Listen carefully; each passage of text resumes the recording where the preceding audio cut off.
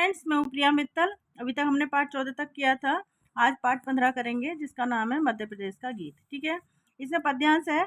हमारा प्यारा मध्य प्रदेश, प्रकृति भंडारा मध्य प्रदेश, नदियों नदियों माँ की ममता, बिरछा बिरछा मेवा, सांची गौतम वाणी गूंजे, उज्जैनी महदेवा, दंडक बीने बेर भलीनी, प्रभु सत्कार विशेष, हमारा प्यारा मध्य प्रदेश।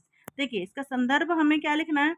इसका संदर्भ लिखना है प्रस्तुत पद हमारी पाठ्यपुस्तक के पाठ मध्य प्रदेश का गीत नामक कविता से लिया गया। यह एक कविता है ना। इसके रचयिता राजेंद्र अनुरागी हैं।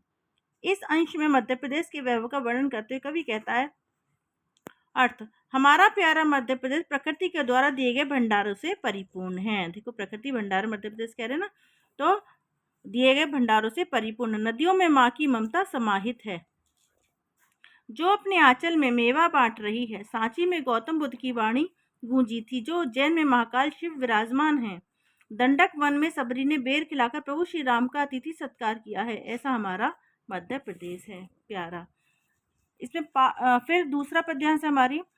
मुनि अग्रस्ते की सोम ऋचाएं, लोपा मुद्रा गाएं, विंध्या करे प्रणाम, रोशनी सागर तक लहराए, पचमढ़ी वन फूल सजाए, द्रुपद सुता के केश, हमारा प्यारा मध्य प्रदेश।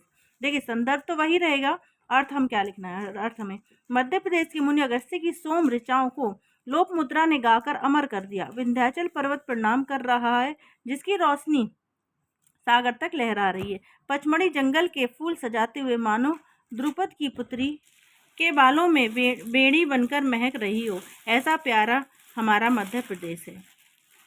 नंबर 3, भोज और विक्रम की गाथा, गाये मालव माटी, आदि सभ्यता का प्रतीक है पुण्य नर्मदा घाटी। कणकण धरती में बिखरे हैं पुरातत्व अवशेष, हमारा प्यारा मध्य प्रदेश। संदर्भ वही रहेगा पहले की तरह।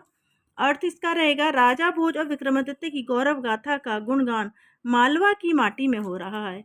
पुण्य सलीला नर्मदा प्राचीन सभ्यता का प्रतीक है, और ऐसा लग रहा है मानो धरती के कण कण में प्राचीन अवशेष बिखरे पड़े हों। ऐसा हमारा प्यारा मध्य प्रदेश है। पॉइंट 4, पांव खनीज की चट्टानों पर, कर में अन्न कटोरा, शीश ग्वालियर वृक्ष मालवा, चेतन पोरा पोरा, खजुराहों में जीवन हुलसे, धर पाठक का वेश, हमारा प्यारा मध्य प्रदेश। संदर्भ वही रहेगा पहले की तरह। अब अर्थ इसका ये रहेगा, हमारे पांव के नीचे खनिज के भंडार भरे पड़े हैं, तो हाथों में अन्न के कटोरे अर्थात खेत खलिहान लहला रहे हैं। मध्य प्रदेश के मस्तक पर ग्वालियर वृक्ष पर मालवा, और कण कण में चेतनता है। खजुराहों में पत्थर की मूर्तियों के वेश में जीवन साकार हो उठा है।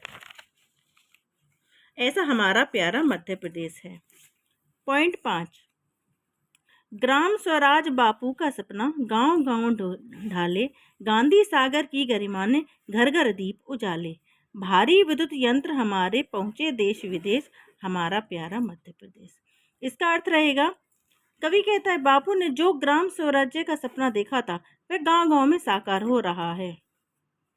गांधी सागर से जो विद्युत उत्पादन होता है, मतलब बिजली का उत्पादन होता है, जिससे घर घर रोशन हो रहे हैं। हमने ऐसे भारी विद्युत यंत्रों का निर्माण किया जो देश विदेश पहुंच चुके हैं। ऐसा हमारा प्यारा मध्य प्रदेश है। पॉइंट 6, जो कि लास्ट है, भारत भर के लोग यहाँ हैं, सबकी अपनी बोली, लेकिन हिंदी बनी हुई है सबकी प्रिय हमजोली। हृदय देश में बसा हुआ है और हृदय में देश, भारत माता का हृदय हमारा मध्य प्रदेश। ठीक है, हमारा प्यारा मध्य प्रदेश, प्रकृति भंडारा मध्य प्रदेश। इसका अर्थ रहेगा, भारत में अनेक प्रकार के लोग रहते हैं, जिन सबकी अपनी अपनी बोली है, लेकिन हिंदी हमारी मातृभाषा है, वह सबकी प्रिय भाषा है। मध्य प्रदेश भारत का हृदय स्थल है, और मध्य प्रदेश के हृदय में भी भारत विद्यमान है। मध्य प्रदेश प्रकृति दत्त खनिज भंडार से भरा हुआ या लबालब है। ऐसा हमारा प्यारा मध्य प्रदेश है। हमारे शब्दार्थ प्रश्नोत्तर। तो शब्दार्थ हमारे क्या है। पहला, भंडारा खजाना, वन फूल मतलब जंगल के फूल, विरछा मतलब वृक्ष, ऋचाएं मतलब वेद मंत्र, द्रुपद सुता मतलब राजा द्रुपद की पुत्री, सोम एक पेय अमृत, चेतन मतलब सजीव, पोरा पोरा मतलब कण कण, हुलसे मतलब उत्साहित, ढाले अपनाए, पाथर पत्थर, गाथा कथा। आगे है हमारे प्रश्नोत्तर। पहला प्रश्न है, गौतम बुद्ध की वाणी कहाँ गूंजती है? तो सांची में गौतम बुद्ध की वाणी गूंजती है। मालवा की धरती पर कौन कौन से राजा हुए हैं? तो मालवा की धरती पर राजा भोज, राजा विक्रमादित्य जैसे महान राजा मालवा की धरती पर हुए हैं। मध्य प्रदेश में पुरातत्व अवशेष कहाँ मिलते हैं? इसका उत्तर है नर्मदा की घाटी में धरती के कण कण में पुरातत्व अवशेष मिलते हैं।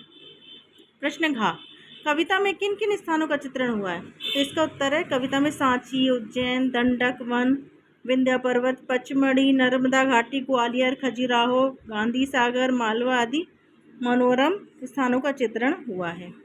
प्रश्न डा, मध्य प्रदेश की विशेषता दर्शाते हुए 5 वाक्य बनाने हैं। तो इसका उत्तर रहेगा मध्य प्रदेश भारत के मध्य में स्थित है। वहाँ प्रकृति के भंडार भरे पड़े हैं, अनेक नदियाँ बहती हैं, यहाँ अनेक महापुरुषों के चरण पड़े हैं, यहाँ अनेक बोलियों संप्रदायों के लोग रहते हैं, यहाँ बड़े बड़े विद्युत यंत्र बनाए जाते हैं। ऐसा हमारा प्यारा मध्य प्रदेश है। प्रश्न 4, पचमढ़ी किस लिए प्रसिद्ध है? इसका उत्तर है पचमढ़ी वनफूल तथा राजा द्रुपद की पुत्री के बालों की वेणी के लिए प्रसिद्ध है। अब है हमारे यहाँ प्रश्नोत्तर तो कंप्लीट हो गए हैं। अब हमें कुछ टिप्पणी लिखनी है। टिप्पणी किस पे लिखनी है? दंडक, अगस्त्य, विक्रम। तो दंडक के ऊपर क्या लिखना है हमें? दंडक वन है, यहाँ भगवान राम ने वास किया है, मतलब वनवास किया है, यह मध्य प्रदेश में है। अगस्त्य मतलब अगस्त्य एक प्रसिद्ध ऋषि मुनि हुए हैं, इन्होंने विंध्याचल और सतपुड़ा पर्वतों पर तपस्या की थी। विक्रम उज्जैन के प्रसिद्ध सम्राट हुए हैं, इनकी न्याय प्रसिद्ध है, इन्होंने विक्रम संवत का प्रारंभ किया था। अब प्रश्न 3 कंप्लीट हो जाता है। प्रश्न 4, इसमें पंक्तियों का हमें अर्थ बताना है। तो पहला है, पांव खनीज की चट्टानों पर कर्मे अन्न कटोरा, ये पाठ में से ही है, उसका हमें अर्थ बताना है। जहाँ ये मैंने पाठ समझाया भी था, उसमें ही है।